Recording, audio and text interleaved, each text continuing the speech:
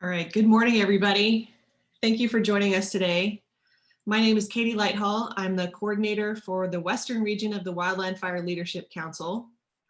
We have been attempting to bring you some interesting webinars over the last couple of months while we're not able to meet in person. And there was a big call for learning more about prescribed burn associations. So I called my two friends who know quite a bit about this topic, and they said, yes, let's do it. So here we are today. We're going to talk about prescribed burn associations, different models for different places. Okay. Well, I think you pretty much covered it. I think there's just a lot of interest in this topic, and Emily and I work with various people around the country who are either forming PBAs or leading them and thinking about it. So we really wanted this to be a chance for some of the PBA leaders who we work with to share their experiences and really talk about it, not in a general sense of like what is a PBA, but more about the nuts and bolts of how it's working on those different landscapes, and have a chance to go into breakout rooms and really talk in more detail about what this looks like in different places. So I think that's all I have, Katie, and you can go ahead and introduce the speakers or take it from here.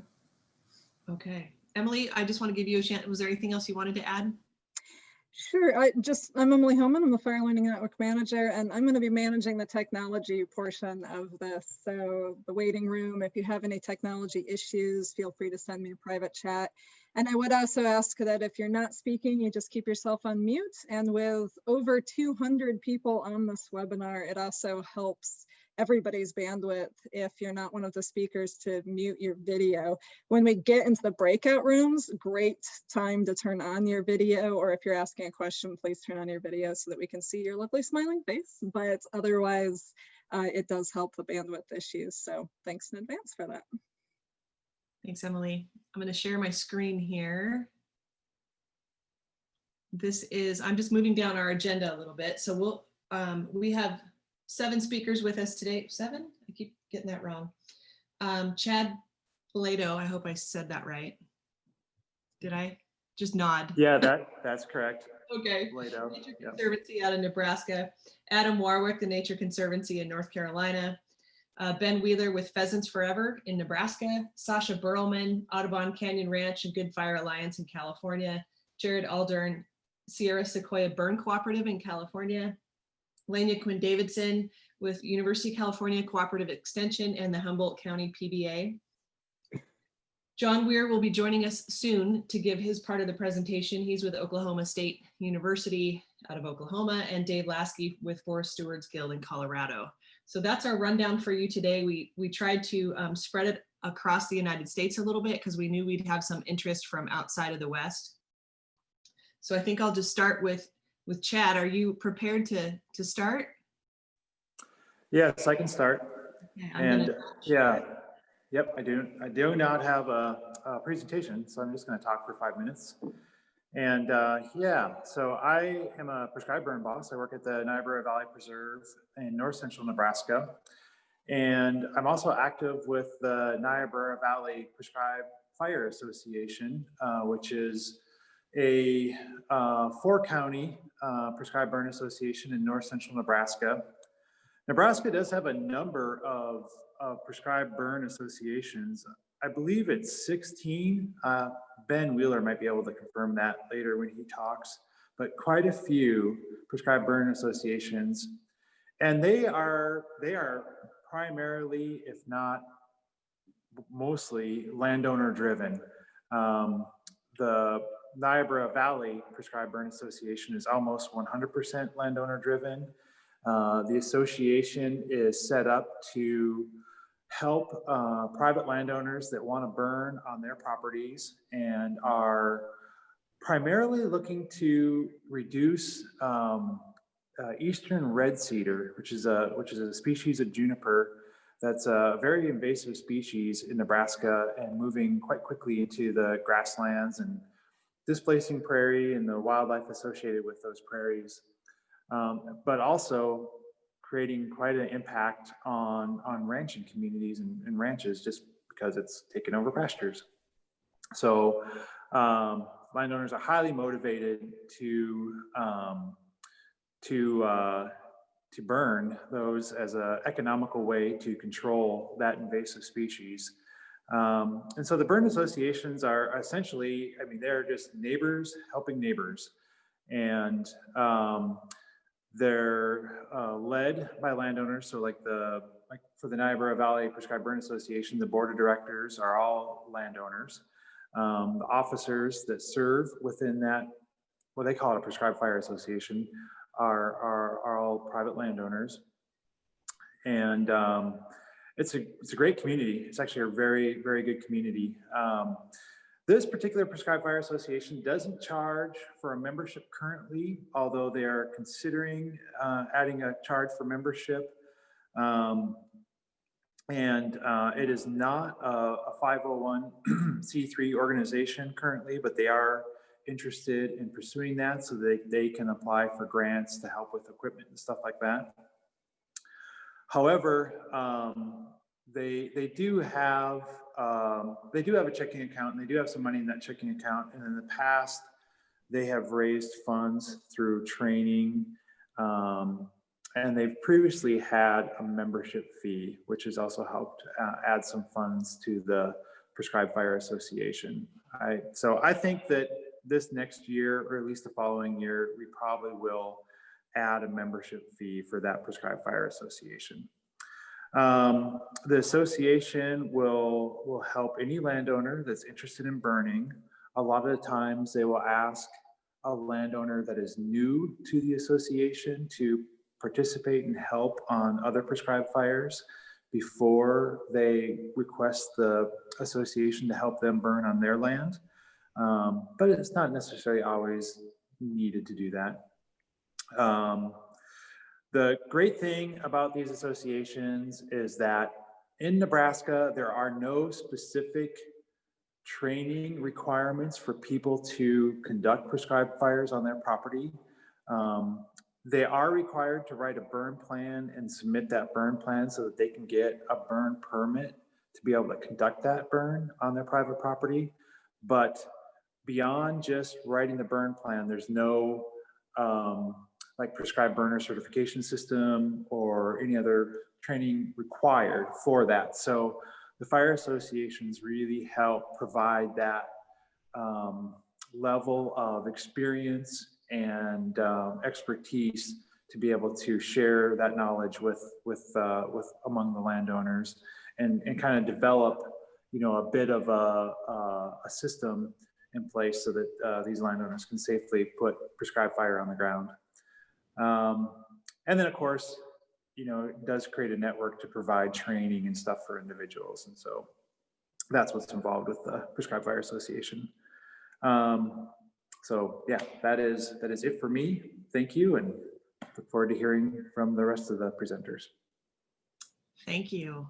Let's go right into Adam Warwick, if you're ready. There you go. Hey, can you hear me? Yep.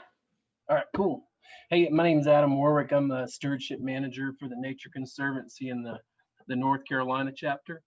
I moved up here to North Carolina from Florida, North Florida, about 7-8 years ago. And when I got here, I started working for the Nature Conservancy and got really involved in the Southern Blue Ridge Fire Learning Network.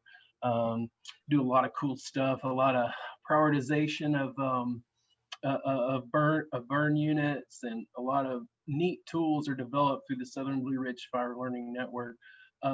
One area that I thought was missing amongst the Southern Blue Ridge FLN was some on-the-ground support for prescribed burning. A lot of agencies here, U.S. Forest Service and others, have downsized their fire staff over the years, and Southern Appalachian burning requires a lot of people. So you know, and my counterparts in other parts of North Carolina have money for their prescribed fire crews via longleaf pine money, NIFWF, National Fish and Wildlife Foundation. But we don't really have those pots of money in the mountains. And so we piloted a new crew model about 5 years ago, and we just call it a call when needed crew. And so each year we hire 23 firefighters on a part-time temporary basis. 6 months beginning in November is how long they work. And they work on a call when needed basis.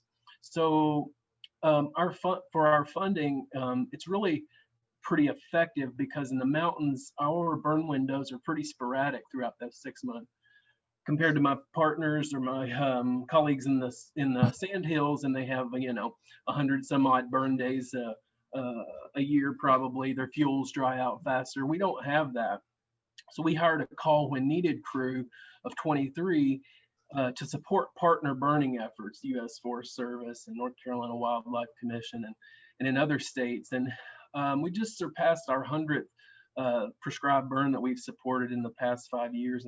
And each year we support around 30 prescribed burns for about 15,000 acres. We have a crew that is highly experienced, probably one of the more highly experienced crews in the South. I started 5 years ago really recruiting and getting out and finding folks that had locally that had interest in burning, and we hired people on a part-time basis. And so of our 23 crew members, about 4 or 5 people are retired from the fire service, whether it's from the Wildlife Agency or U.S. Forest Service or North Carolina Forest Service.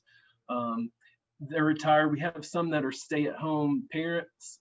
We have others that are small business owners. So these are folks that don't necessarily want a full-time permanent fire position, but they love fire just like we do.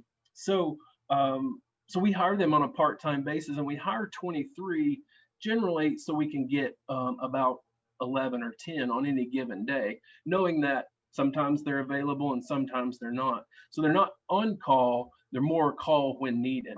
So that's the essence of the fire crew model that we've developed, and it's 100% cost efficient. So if there's not work to do, either fire line prep, controlled burning, or we work on wildland urban interface work days, if it's not one of those things, then they don't work.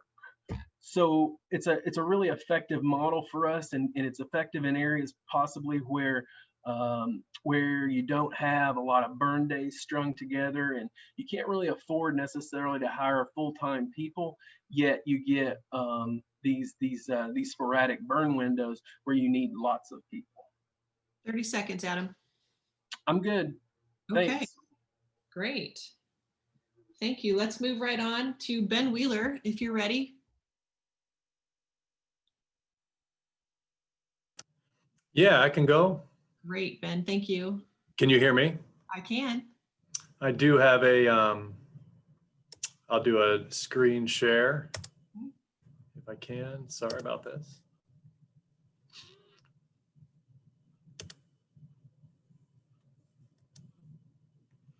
Okay.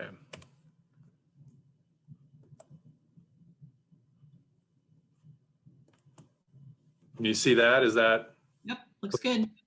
So I wanted to talk a little bit today about how, once you get a burn association on the ground, what you do from there, how you can keep evolving, keep transitioning, keep moving, and looking forward, and what those goals could look like a few years down the road, and what we're doing.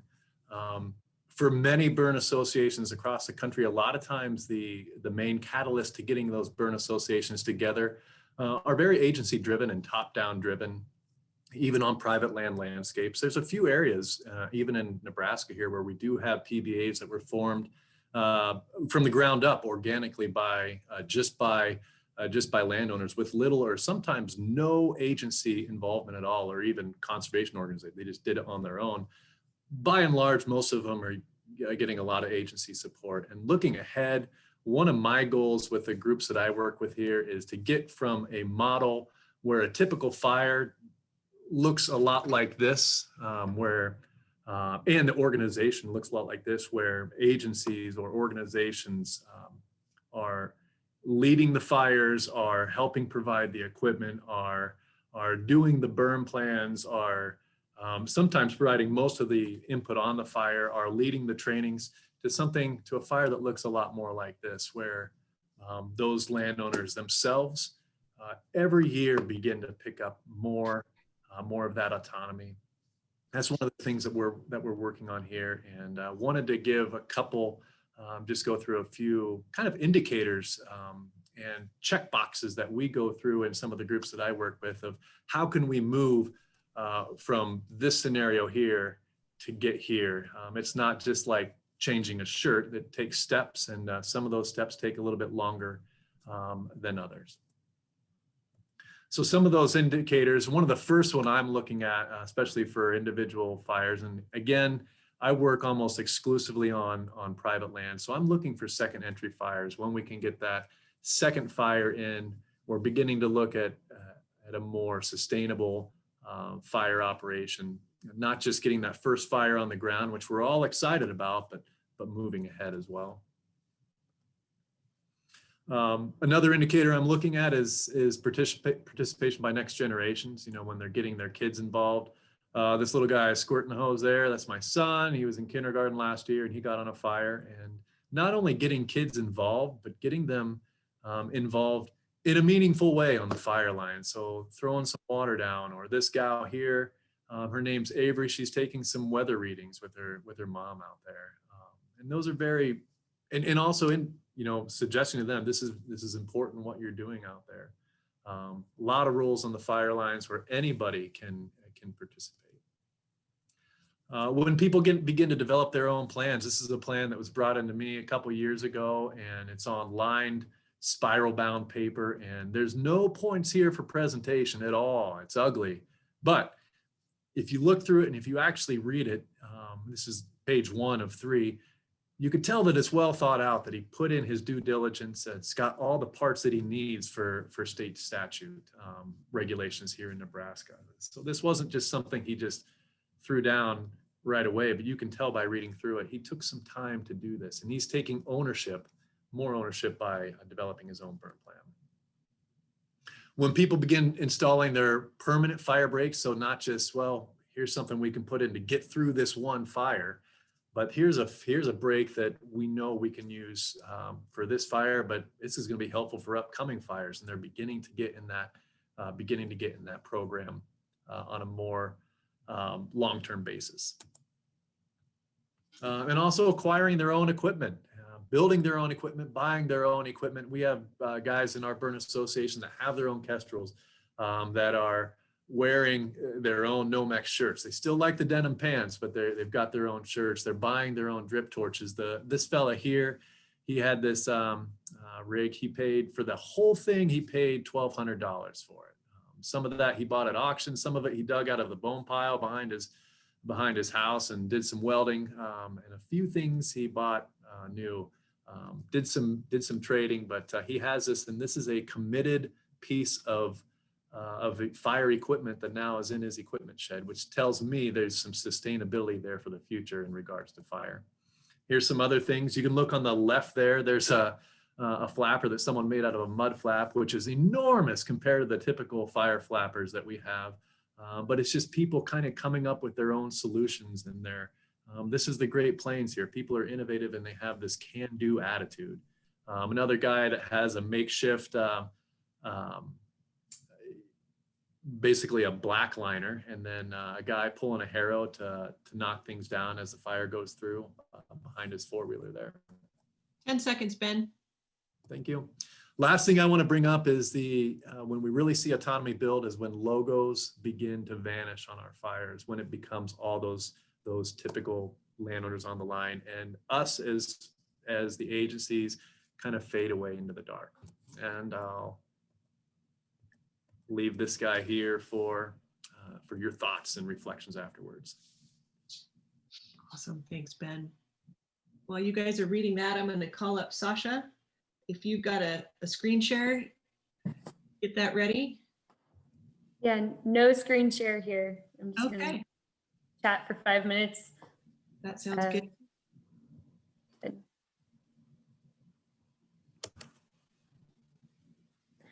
Hi, folks. I'm Sasha Berlman. I'm the director of the Fire Forward program at the nonprofit nature conservation organization Audubon Canyon Ranch. We're based in the Bay Area of California, so we're actually focused in the North Bay, Marin, and Sonoma counties, just north of San Francisco. And we've been working since early 2018 to develop a local prescribed burn association that's now coined the Good Fire Alliance, to develop that with the local community. And something that we've learned as it's really become a robust community with an identity over the course of probably this year, so it took a couple of years to really form a real identity, is that we're kind of bridging many different structures and models of different prescribed burn associations that we've seen pop up around the United States over time. So one of the first things we did was create a memorandum of understanding. So we tried to tackle that liability and insurance piece really right off the bat, and worked with a professional to develop that memorandum of understanding that basically says it's on the landowner to decide what the standards are for their given burn. And so the landowner makes the determination of whether or not they are comfortable taking the liability for the burn, or they want to hire or bring in a burn boss, or now there's a third option showing up, which would be a local fire district personnel or fire district chief can be the lead for their burn, and they're calling themselves prescribed fire incident commanders. So we have this whole new piece popping up. And then the participants are just required to have insurance. And then the landowner decides whether the participants need to have basic wildland firefighter training and wear full standard PPE, or whether the participants can just come in their denim and have no training or experience and participate. So we have the full range of flexibility in our model, depending on what property we're burning on and what the situation is there. What we've seen is that we almost wish we'd created even more flexibility in the management of the Prescribed Burn Association off the bat, because we did some, like, as we were forming these partnerships, we weren't really clear on what the ultimate identity of the collaboration would be. And so the people who have ended up on the steering committee don't necessarily reflect the community that's showing up time and time again on the ground. And so we made kind of a rigid steering committee that now we're seeing having a little bit more flexibility, and that leadership would help us to adapt as our identity came to light. But there are some really cool ways in which this is actually coming together on the ground. And just over the course of the last few months, we've really seen the local fire district chiefs step up. So now we're both using contracted prescribed fire burn bosses that take the liability and have insurance for that. We're seeing qualified retired Park Service or Forest Service burn bosses come out and not take the liability, but show that they're doing their due diligence by being highly qualified for the job and leaving the liability with the landowner. And then we have local fire district chiefs who are really interested in investing in the landscapes that they're responsible for as fire prevention folks. And they're starting to take responsibility in leading these burns, which is really cool. And one of the ways in which that started this past summer is similar to what Adam has popped up, and I'm excited to learn more about that, is that we had a crew of 37 community members from our local Prescribed Burn Association get hired on as a hand crew on a local wildfire through one of our local district chiefs. And that has really spurred this new collaboration between local fire districts and the Prescribed Burn Association community members. And one of the things we're dealing with here is that we're living in a really patchwork landscape, really a lot of pretty small parcels, a few big parcels, and many different types of land ownership. Everything from nonprofit nature conservation organizations to county regional parks to people who are living in communes to people who have 5 acres in their backyard that goes like butts up against both city and wildland, and then 20,000 acre ranches. So we're dealing with a really diverse set of landscapes that we're burning in, and the more we're able to maintain flexibility and work in all these different types of landscapes, the more we're going to be able to accomplish. So we're finding that flexibility and going anything from a few ranch hands in Denham burning off a 200-acre part of a 20,000-acre ranch to 20 people in full PPE with firefighter training set up as a type 2 hand crew conducting a burn in a more urban setting is all becoming useful here. So those are all things that we're dealing with. We're finding that we're going to be needing to develop more of that call when needed crew. Right now, that's a whole bunch of community members who are just volunteering their time. And we are starting to talk about the need to put our money where our mouth is. If we're going to say that prescribed fire is really important and we need that, and we have 40 to 60 people coming out all of the time volunteering on prescribed burns and spending time and money getting highly qualified and trained to be able to staff those, we should probably start creating a funding mechanism to support that. So that's something that we're looking at now within the county to see if we can create a funding source for that. 5 seconds, Sasha. I think that's it. Okay. Thank you. Thank you very much. Yeah. Jared, are you ready to go? Yes, I'm ready to go. I don't have All a right. screen to share. Go for it. All right. Good morning, everyone. My name is Jared Aldern, and I'm located inland from Sasha. I'm in Central California over at the foot of the Southern Sierra Nevada. And I'm a historian, a researcher with the Huntington USC Institute on California in the West. And I'm also a co-founder of the Sierra Sequoia Burn Cooperative, which is an informal coalition of American Indian tribes and private landowners pooling resources to try to get more good fire on the ground. And the way we formed, really, it came out of a fire history panel discussion that I organized or helped to organize at the Southern Sierra Prescribed Fire Council meeting, annual meeting, just a little over a year ago. And we talked about the history of fire and of knowledge exchange about fire, exchanges between and among tribes, and when American and European stock herders came into the area with those stock herders and ranchers, and how people have been lighting fires together, learning and burning together for a long time in the Southern Sierra.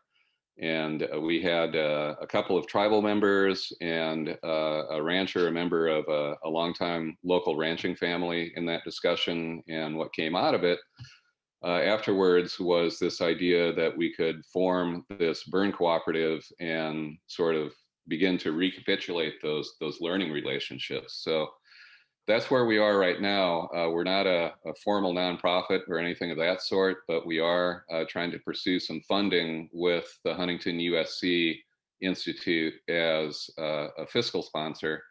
We have had a few work days, which are basically volunteer work days. They were prep days for preparing for a broadcast burn at a later date on one of the ranches that we're working with. And as part of one of those prep days, we also managed to work in some pile burns. It happened to be a good burn day, and we got some burning done. And the exchange has been, in terms of knowledge, tribal members have come and they're expert sawyers. So they've been cutting and piling. And what they have gotten out of the exchange is, for instance, a pickup load of firewood to take home, and maybe some training on heavy equipment to use to do the piling. But we are, as I say, pursuing some funding to try to, maybe next year, the fall of 2021 and spring of 2022, do some training exchanges and more formal trexes. So I see Jeremy Bailey is on the line here, and we've also been talking with Aaron Banwell and Miller Bailey at the Watershed Center here in California. They're on the line, and where there's a lot to figure out about those broader liability issues for us, and how to go about funding this this expanded and, let's say, more developed program of learning and knowledge exchange between the tribes and the private landowners. And I guess one last thing I'd add is that the sites that we're working on are really located on or in close proximity to traditional Native American trails that lace and interweave up and down the Sierra Nevada and go over to the coast and connect over the crest to Paiute lands in the Owens Valley. And so there's a lot of exchange about, or a lot of knowledge to be learned by everyone involved as far as how to burn in those sites, and as I say, how to learn together and burn together in these sites that traditionally that's where these activities happen. So that's it. Thanks, Jared. Let me cancel your timer here so that doesn't go off. Lenya, are you all set? Yeah, I'm also not going to use a PowerPoint. I'm just going to talk. And so, hi everyone, I'm Lenya Quinn Davidson. I am a fire advisor for the University of California Cooperative Extension. And I am in the north coast of California in Humboldt County. And I just love all of these presentations. Ben's especially struck me because Ben, the type of effort that Ben described, and that culture of fire that he's trying to build, and the secondary indicators of PBA success are all the kinds of things that really inspired our work here in Humboldt County a few years ago. My colleagues and I actually went and spent some time in Nebraska, not with Ben, but with some other prescribed burn associations. We were really trying to look at that time for models of private lands burning, which just wasn't really very active here in California at that time. There were a lot of people asking about how they might bring prescribed fire back into their land management toolbox here in Humboldt County and in other parts of California, but we didn't really have good models for that to point to. And so we went out to Nebraska, and we're just so impressed by the landowner-led efforts that were going on out there. So we came back to Humboldt County and started the Humboldt County Prescribed Burn Association kind of informally in 2017 and then more formally in 2018. But it remains to this day a very loose cooperative. It's not a 501c3. It's really just a neighbors helping neighbors, like Ben described, a real kind of loose coalition of community members and volunteer fire departments and landowners that get together and help each other burn. And we're trying to rebuild that comfort with fire, that culture around fire, and really bring prescribed fire back as a land management tool rather than just a fire management tool. So in California, we're dealing with some pretty deep cultural issues around prescribed fire and the fire suppression culture that we're operating within. So we have about 90 members who pay $25 a year to be part of the Humboldt County Prescribed Burn Association. We have about 13 different volunteer fire departments that have participated in our burns, and they're really a critical piece, and super excited to be involved because of the training opportunities that they can have and the leadership opportunities that they can have.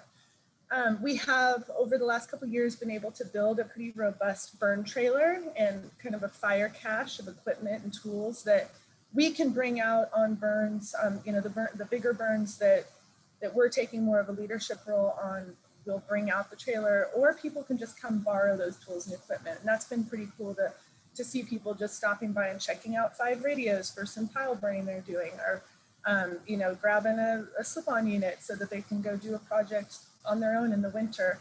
That fire cache has been great. And like Sasha described, we really see the Prescribed Burn Association as just such an excellent opportunity for community building and for bringing lots of different types of landowners into the fold and to work together. So we have ranchers who own huge properties all over the county, but we also have small back to the landers who have, small timber landowners who have just a couple acres and are interested in using prescribed fire right around their houses. We have vineyard owners who are getting really creative with ways of like controlling grasshopper herbivory with prescribed fire. We're burning in all different fuel types, and the prescribed burn association model has such value because it provides us with year-round local capacity, and we can put out a call. You know, I could send an email today and I could easily round up 30 people to come out and burn on Saturday. So it's just great to have that list of folks who are willing to come out and volunteer and be part of something that's really fun and where they're learning. And it's been really powerful in that way. We do not have training requirements, though we do host a lot of workshops for our PDA members to, you know, train them on various aspects of prescribed fire, but we welcome with open arms anyone who wants to come out and be part of it.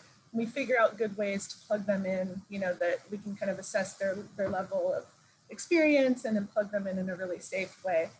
And so we've done, since 2017, we've done about 26 different burns and about 1,300 acres.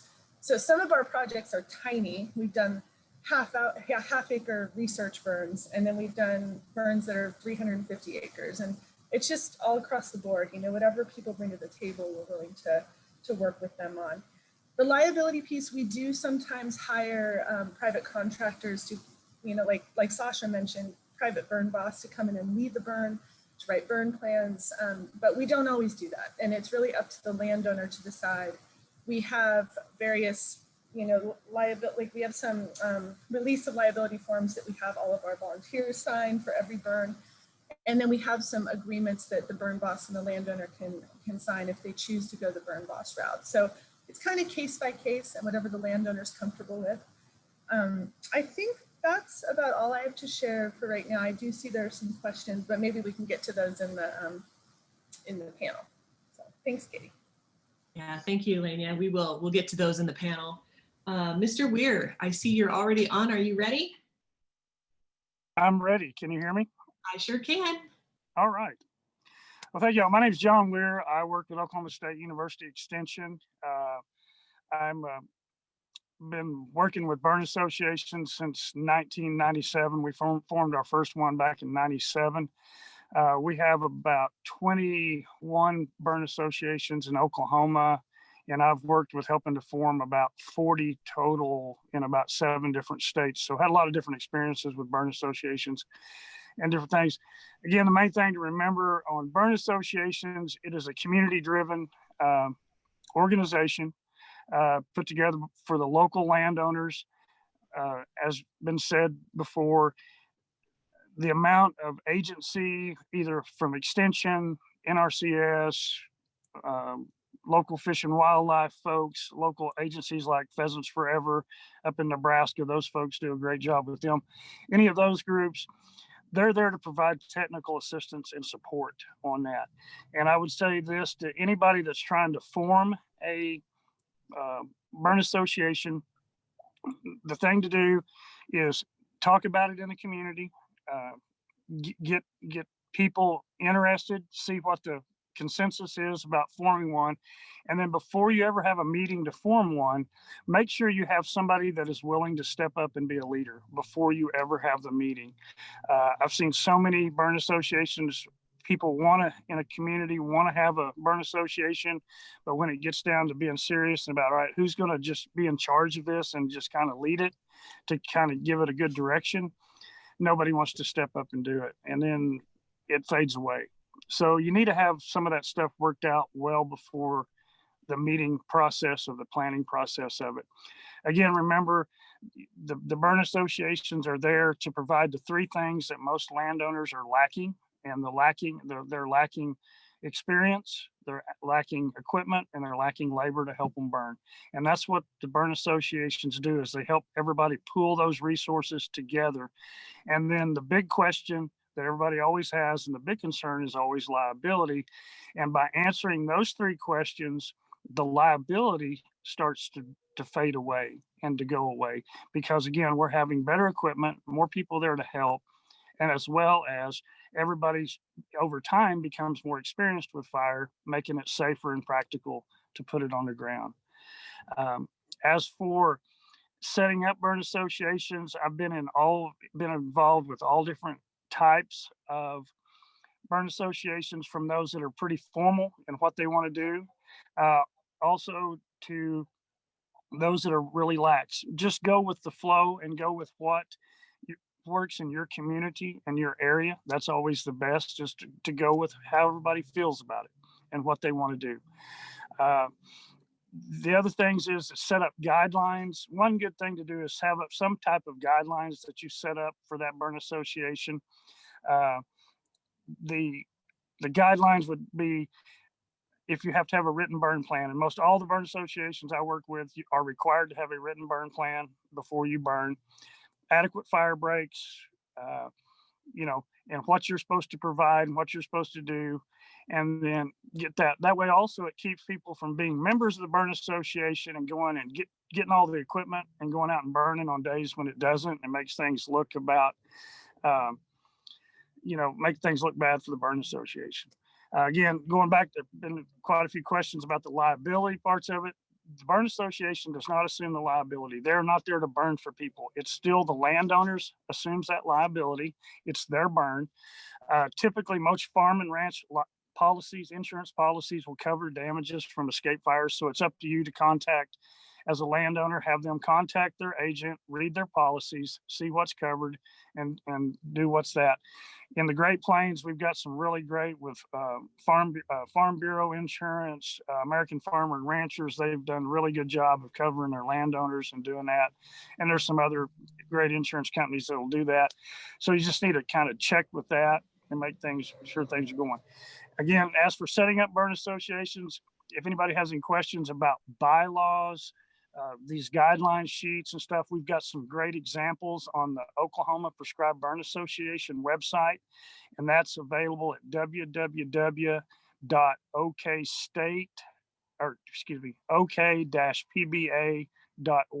So it's www.ok-pba.org. And there's a lot of they're blank template forms, because again, there's no need to reinvent the wheel. Again, there's a lot of burn associations out there. Everybody's already been through a lot of these same growing pains and questions. There's some great resources to get a hold of. And I would say for anybody looking to start a burn association, contact one of us that are talking on this. I'm sure everybody would be glad to visit with you, share experiences, and also share some of the templates, the guidelines, and different things that we've got from other burn associations. Because again, there's no need to reinvent wheels on things like that. Thank you, John. Great stuff. I put the website in the chat box for everybody, and I do hope that you all are willing to let us share your emails with folks at the end, everybody who registered, because I think there may be some follow-up questions. You bet. And I apologize that I'm not going to be able to stay for the whole thing. The weather changed on us, and we're doing a fire training here in about 45 minutes with some folks, and so I got to get ready to go with them, but I'll be on here for a little bit longer if we have anything. Thank you. Thank you all. Thank you. Dave Lasky, are you ready? Yeah, I am. Good morning, everybody, or afternoon, I suppose. I'm going to share my screen here.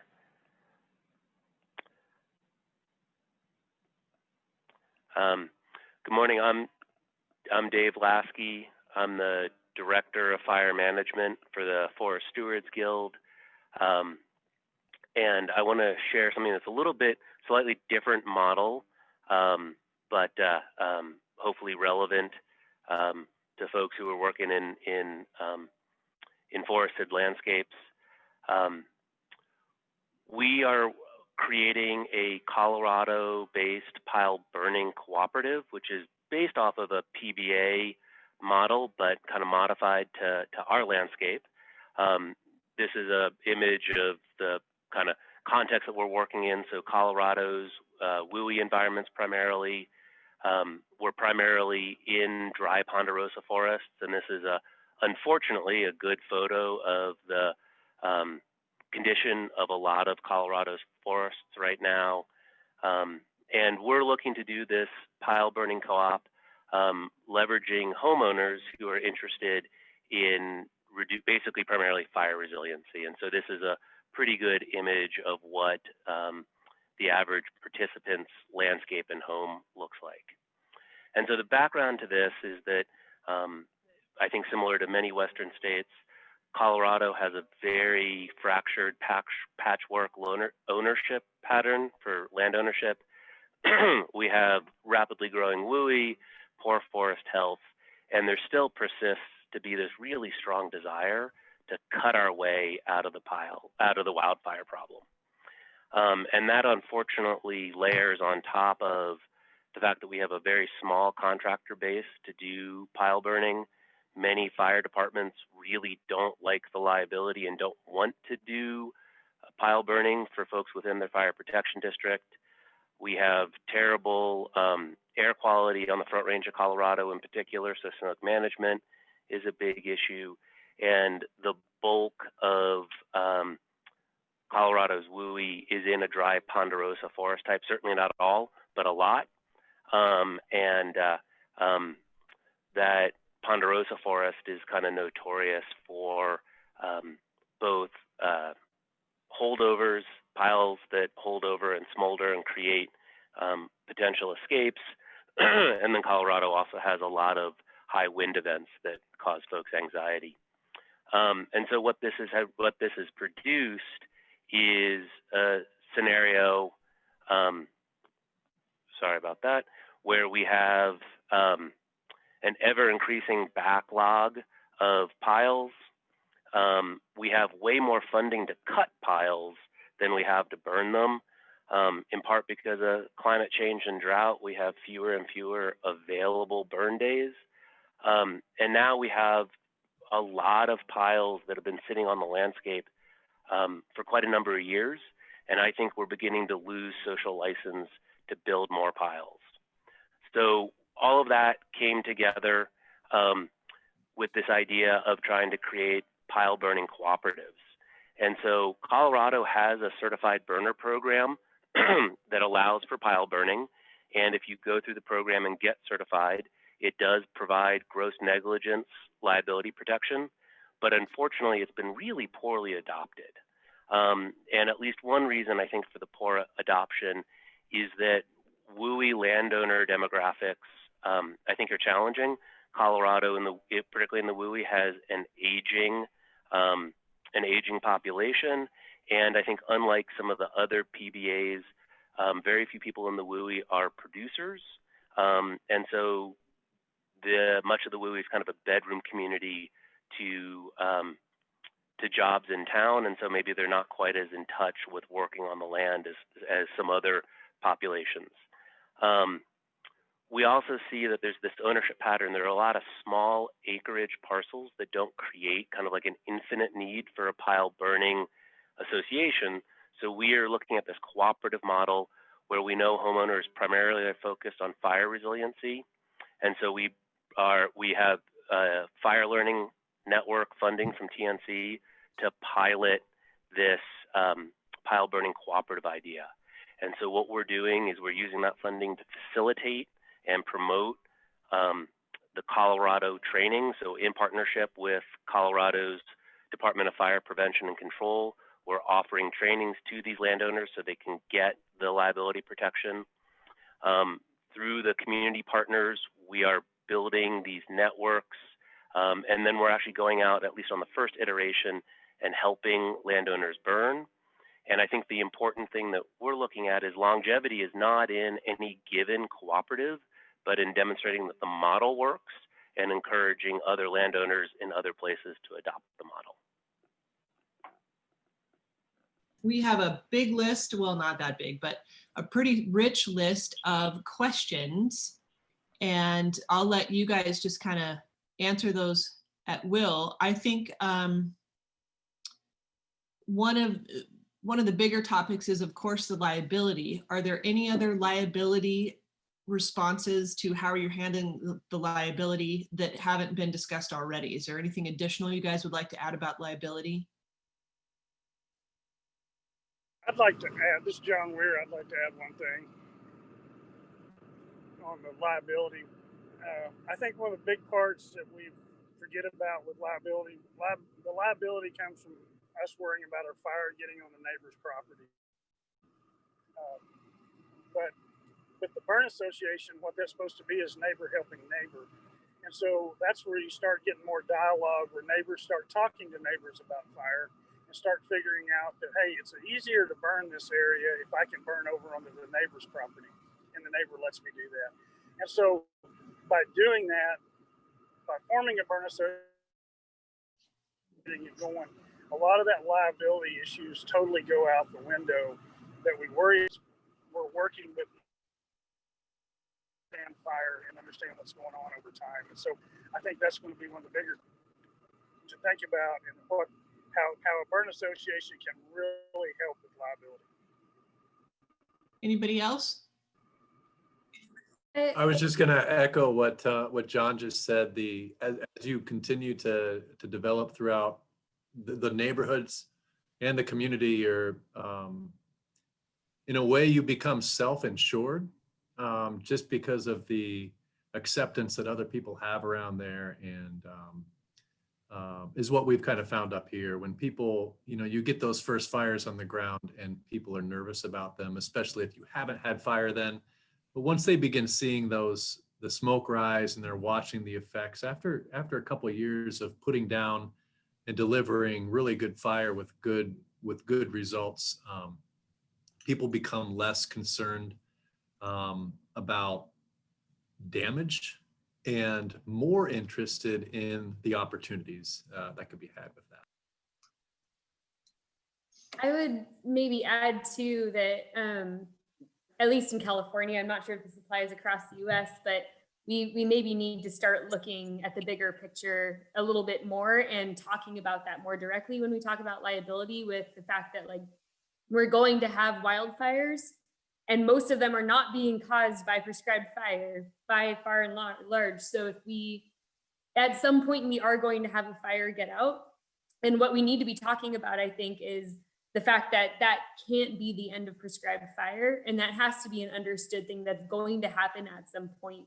And there are already so many wildfires happening, and many very catastrophic ones, that just has to be an understood reality that's part of this work that needs to happen, and a part of our reality of living in a fire adapted landscape.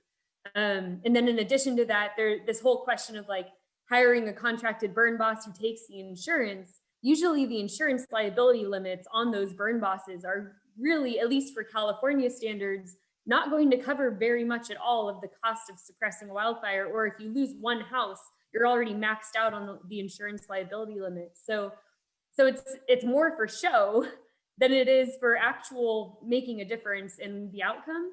So I think we may want to start looking at changing the dialogue around how we perceive liability and prescribed burning, at least in fire adapted areas. The landowners that I've been working with in Nebraska do not take out additional insurance for liability beyond their farm insurance or ranch insurance. And in Nebraska, I don't know, Ben, maybe correct me if I'm wrong, but the last publication of fire acres on private lands was around 50 to 60,000 acres. And that was in the National Coalition of Prescribed Fire Council's report. And not a lot of additional insurance, if any, taken out for any of those acres.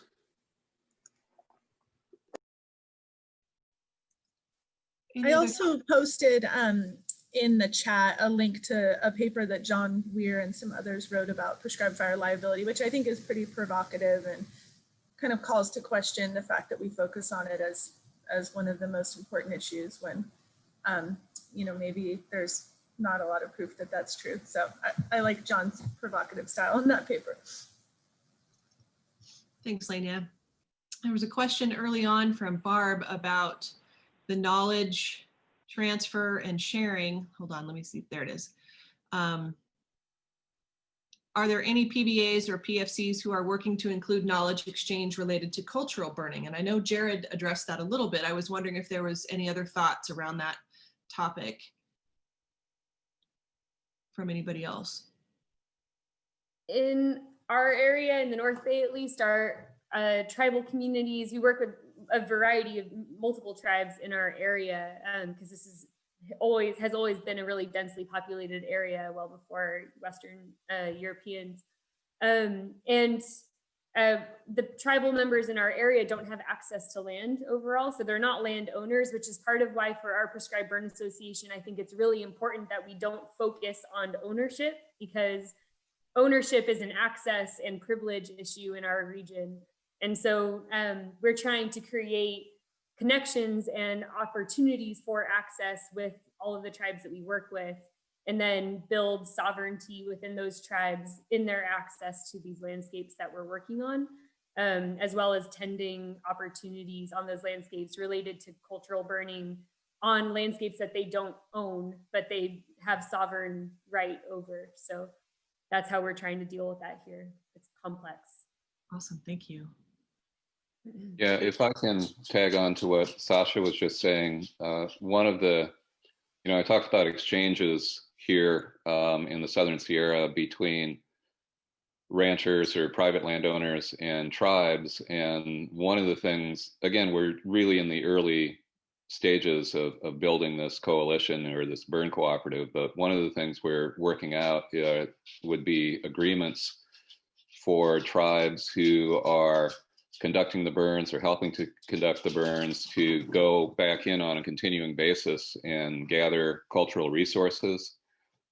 So, goes everywhere from having a hand in writing the burn plan so that the burn will be appropriate for cultivating those resources, and then going back regularly to gather and tend further the plants and the resources that the folks are interested in.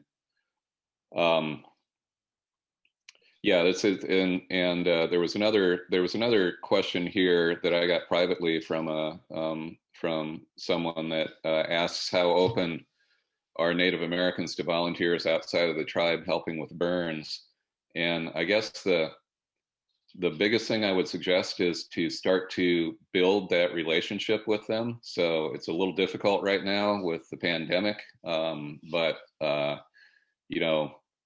get on Facebook. A lot of tribes in our area have Facebook pages, and every once in a while there will be an event that's open to the public. So right now, as I say, there's not likely to be a powwow or too many large in-person events, but even today there's some things that are open to you, on Zoom or online events, and you start to build relationships and build that trust so that they know who you are if you start asking about, can I come help you with a burn?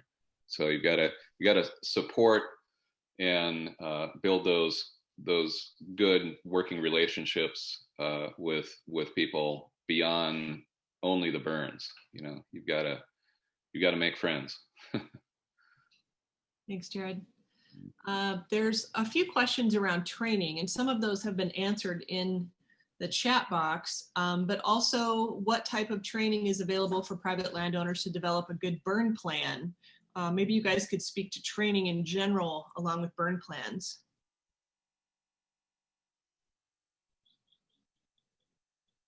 In our area, we have done a couple sessions now where we do a site visit and invite people from the Prescribed Burn Association to come to that site visit. And then we walk through the burn planning process with that group of people who come. So we announce it as a training opportunity, learn how to write a burn plan, learn how to delineate burn units, what to look for, and then what that process looks like. So we're trying to build more capacity for that piece of this work in our area that way.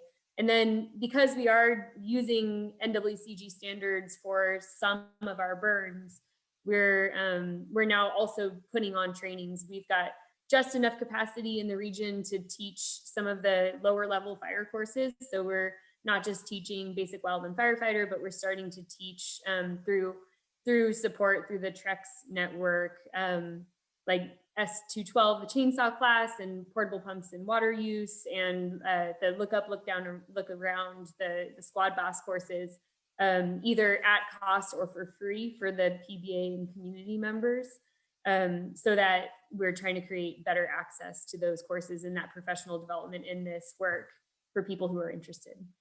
Who reviews burn plans after they've been completed? So we, in our burn associations in Nebraska, typically, the way Nebraska sits, in order to have a prescribed fire, you have to have a burn plan, and that has to be reviewed and approved by your local fire chief. So whatever your jurisdictional fire department, the chief has to approve that. He gives you, based on your burn plan, a burn permit. Within the PBA, then typically the burn association board at the beginning of the season will collect, the burn plans of all the fires or people that are requesting a fire, and they'll go through and they'll approve them, or they'll say, yeah, this one needs a little bit of extra work. And so usually for PBAs, there's kind of a two-stage. You have what you're legally bound to by state statute by getting that through the fire chief, and then also getting it approved through the burn association itself as well. Thank you. Anything else on training or burn plans? We can dive into that a little more. Another thing, I'd throw one other thing in there for training. A lot of times we just, through engaging with our burn association members, instead of just throwing them training after training after training, we're also actively engaged in seeking out what they want training for, and where they would like to see some extra stuff. So we've done trainings on burn plan writing. We've done trainings on how to develop fire breaks and good fire breaks. We've done training on leadership. We've done one on liability and insurance. We've done training on how to build your own fire rig and the things that you need for that. And but a lot of times we just put some feelers out to find out what else would you like. And when they get a little bit more specific, then the training becomes a lot more focused, and we can gear it and tailor it right towards what they're requesting and what they need. And in some cases, after our burn association has been around a while, and we get some of those leadership positions in the association built up and experienced, a lot of times I encourage those folks to become a part of the training and help teach some of these other guys that are coming up underneath them. I just wanted to mention one more thing around the training too, as I look at the faces of all these speakers on this panel, that so many of us have been really influenced by the prescribed fire training exchanges that Jeremy Bailey and others have pioneered. And I think we all bring that kind of culture, that Trex culture, to our prescribed burn associations, and really believe that everyone has something to learn and something to teach, and that we can, take any person and figure out a way that they can contribute meaningfully and then also learn and improve their own skills. So I think it's really cool to see the strong connections between the Fire Learning Network and Trex, and then all of this great PBA stuff that's kind of bubbling up at the local level everywhere. Awesome. We have about 2 minutes left, and I'm scrolling through questions to see if there's a big standout. Is smoke a big part of what you're doing, or is it generally accepted because it's on private land? In Colorado, I feel like smoke is one of our major issues, and we do get a lot of pushback from our communities, even for pile smoke, that folks are concerned about impacts for everything from their draperies to air quality. And so we're working hard to try and build social license, but and maybe this is different community by community, but certainly in the WUI, we find smoke to be one of the major issues around building community support. Well, it was cool. I got it. Like I said, I worked for a really good agency in North Florida, the Florida Fish and Wildlife Commission, and I was a partner biologist, which means I worked as the wildlife biologist on partner lands, the Apalachicola National Forest and Tate's Hell State Forest. And so I learned about, the importance in getting conservation outcomes accomplished is supporting our partners, you know, and not just supporting them in putting on meetings and workshops and other things like and webinars and things like that. Those are great, but you got to get out there and you got to have boots on the ground with these folks, because, you know, as much that goes in and as many barriers as there are to getting fire on the ground, one of the biggest ones is actually, I think, personality based. I think a lot of it depends on the motivation of a fire management officer or a district ranger or a lead area biologist to burn, especially in the Southern Appalachians, because it's a heck of a lot of work. And you got to get out there and do the work with them. And you got to be out, you know, when they want snagging done and they want fire line prep done, we go do that. We go do that too, because that's as much of a barrier to getting burning done as having enough people. So, so I started recruiting early on. I found people when I started mulling this idea over, I went out and I looked for people that had 30, 25, 30 years in fire to really help form the backbone of the crew, because I knew that I couldn't be everywhere all the time. And moreover, I don't know everything. I have two men on my crew in their late 50s, early 60s that have bossed, I think, over 800 burns between them over their careers. And you can't get that on any other fire crew. That's just not possible. But we have that, and we're able to set up learning opportunities. It's almost, I compare it to like we have like a 6-month-long treks almost. We have a great diversity of crew and people that learn from each other and that want to teach each other. So to me, it's like the best of all worlds, and it accomplishes a lot of objectives, that go beyond just the fire acres. We are lucky in the Great Plains as a whole, where the regulations there are pretty loose compared to a lot of other places. We really don't deal with smoke issues or smoke regulations. Some people have hinted that may be on the horizon, that sometime within the next decade that we may be seeing some of that. So the Flint Hills, people know about them. They burn 2.5 million acres every year, and that ends up getting blown to Omaha and into Kansas City, and to the point where they're shutting down schools for that. And so that creates some issues in that specific area. But I've never had a fire in my area here where we were told or even questioned, is this a good idea with smoke? And then we're also working to set that course up so that it really kind of caters to people that are interested in prescribed fire, by providing, materials and stuff that are very specific to Nebraska fuels and the tools and techniques and stuff like that for prescribed fire, while still making sure that we cover all the objectives that's required of that, NWCD curriculum.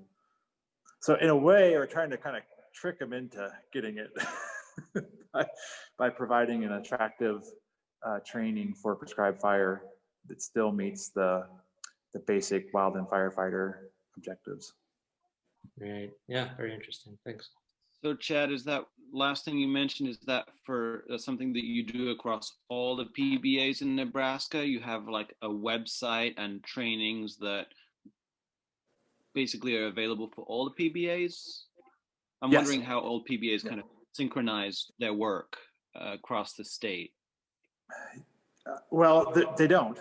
All PBAs don't synchronize their work across the state. Each PBA is a separate, entity with its own bylaws and requirements and everything for that association. And there is no central website for training and stuff like that. So each, like Pheasants Forever, Nebraska Forest Service, Nebraska Game and Parks, all have websites, set up to list what training is available. And they all offer training for fire departments and prescribed burn associations.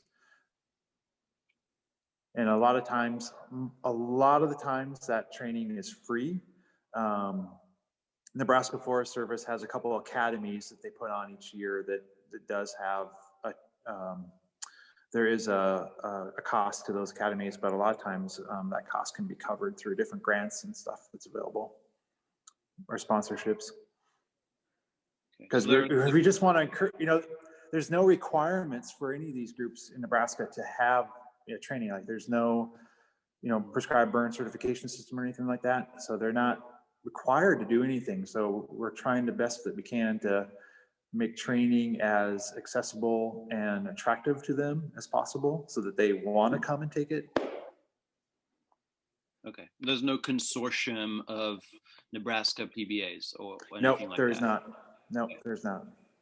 There is a Nebraska Prescribed Fire Council, but there's not like a direct tie, to each association for, like a hierarchy or anything. But that Nebraska Prescribed Fire Council does have, members from multiple associations that participate in that council. Yeah, could you speak a little bit more to that relationship between the PBAs and the fire districts?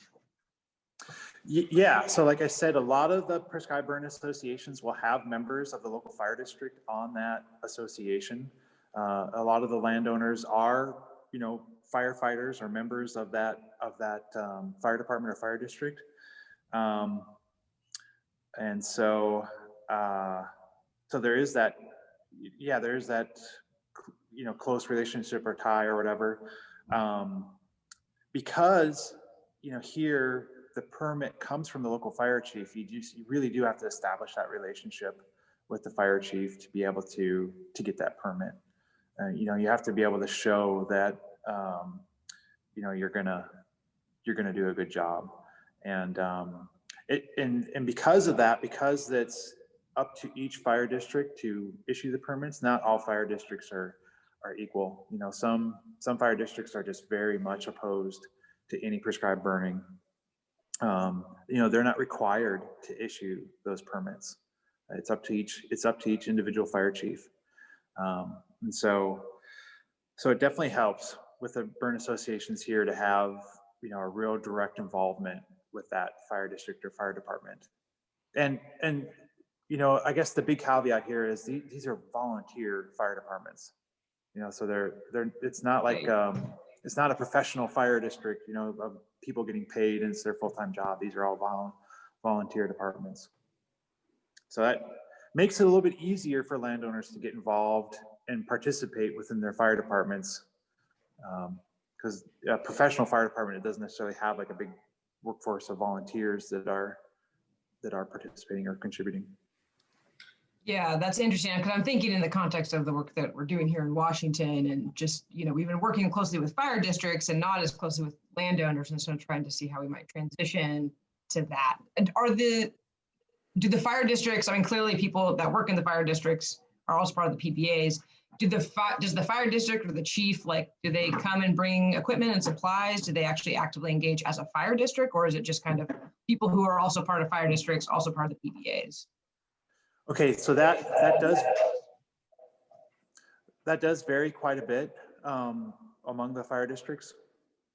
And so some are very active and send equipment and trucks and stuff like that to the burns to help with the burns, or even just to be on site with the burns. Some don't do that at all. So some of the burn associations, just have their own equipment. A lot of the ranchers and stuff around here already have brush trucks and stuff on their ranch because they're so used to having, wildfires on their property that they already have some of their own equipment to be able to fight wildfires. And so it's really just ranchers coming together with their trucks to help each other out. But yes, there are fire districts out there that do provide trucks and people. One, to just be able to help with training for their young firefighters so they can get used to driving their trucks and working around live fire in a controlled environment. And then there's a local conservation group here in Nebraska called Sandhills Task Force. that has grant money available for fire departments that participate on prescribed burns. They'll have a $2,500 award that's available for any fire department that provides an engine and 2 personnel on a prescribed burn. And it's by the acre, but up to $2,500. Lena, can I just turn it over to you and let you do a wrap up, and we'll call it a done deal. Yeah, that sounds great.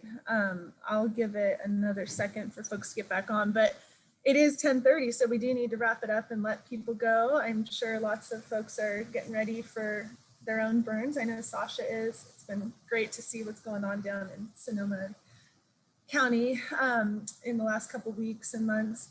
So yeah, I don't know, our breakout session was great. It's been awesome. I think the presentations today were excellent, and I really appreciate everyone taking the time to join us and just to see so much momentum around this topic. I was telling my breakout group that 3 years ago, no one in California knew what a PBA was. I mean, a few of us had heard of it, but it was not household fire language, and now it is. And that shift has been so fast and so powerful.